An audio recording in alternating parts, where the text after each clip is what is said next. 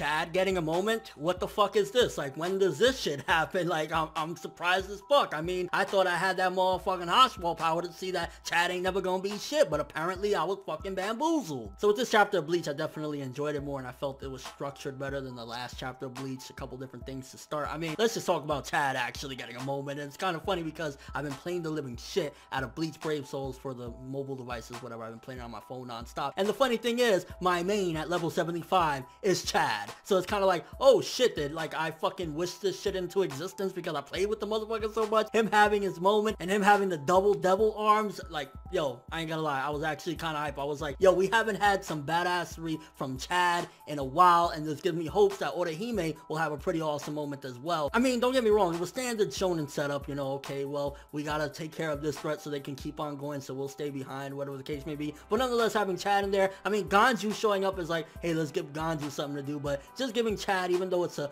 lowly sand bodyguard fucking fight or whatever, it's still giving Chad a moment. So claps to that shit. But let's be honest here, I mean, it's clear as day again. Like, the writing isn't anything difficult. Like, a lot of the shit you can't actually predict. Let's be real, Ichigo ain't gonna show up and Bak is gonna be sleeping powerless and just stab him and call it a day. Like, by the time he gets there, more than likely Uryu ain't gonna have been able to put Hoshwall on hold, and the powers are gonna eventually switch, and then he's gonna have his powers back when Ichigo shows up. But it's getting closer and closer towards this final battle between Ichigo and him, although I don't know if it's gonna actually be the final battle like that, because we still have Aizen waiting in the wings, so there's still a couple things to move forward before we could have that true final battle, but it's looking like it's getting really close to that. Did make me wonder though why Hoshwall wasn't a little bit more frightened that something might happen to Yawatch, unless it's like he doesn't really give a fuck and he's just putting on this facade right now, but he doesn't necessarily really care that something might happen to him, because why didn't he like try and stop? Because with the power that he has right now, having all of Bak's power, he should be able to take out Uryu, all of them. He should be able to just like own them. I mean, granted, you can see based on like his foresight or whatever is not as good as Bak's or whatever, but still, he is on some OP shit. The fact that Uryu is still behind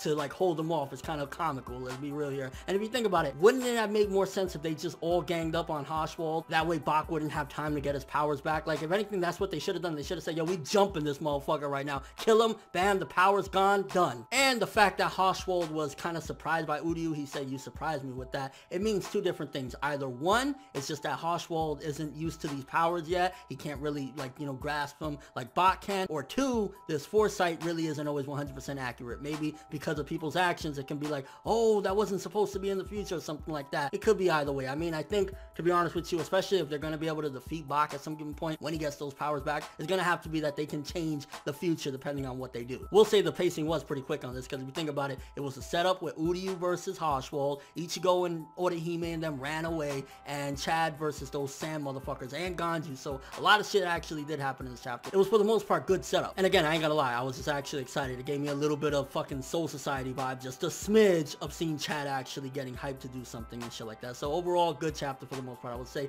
7.5 out of 10. It was good setup for a couple different fights. Just has me kind of curious. Like, first of all, is Hoshwall still on some Gin shit where he's trying to fuck over Bak? Because why didn't he try and stop Ichigo on them? Why didn't Ichigo on them just try and jump him instead of going over to Bak, unless they felt as though maybe he could get the powers back anyways? Also, how is it that Uryu was all of a sudden just like all beefed up, able to take on one-on-one with Hoshwall? Like, shouldn't there be a little bit more people? Like, when did Uryu get this strong? And what do you think about Chad having that epic moment with the devil arms and shit like that? Like, that's definitely my favorite moment of the chapter. Again, it gave me them Soul Society vibes, just a smidge, but it did. And your overall thoughts of the chapter? Again, good shit. Honestly, I felt as though it was structured better. I mean, granted, again, it was standard shonen, but it still felt good structure, so 7.5 out of 10. But thanks for watching. If you enjoyed anything about this video, make sure to drop me a like. I'd greatly appreciate it. And if you want more from me, make sure to subscribe, follow me on Twitter, Instagram, and stalk my Facebook if you want more from me when the video ends. I'm ForneverWorld, and as always, people, have an awesome day.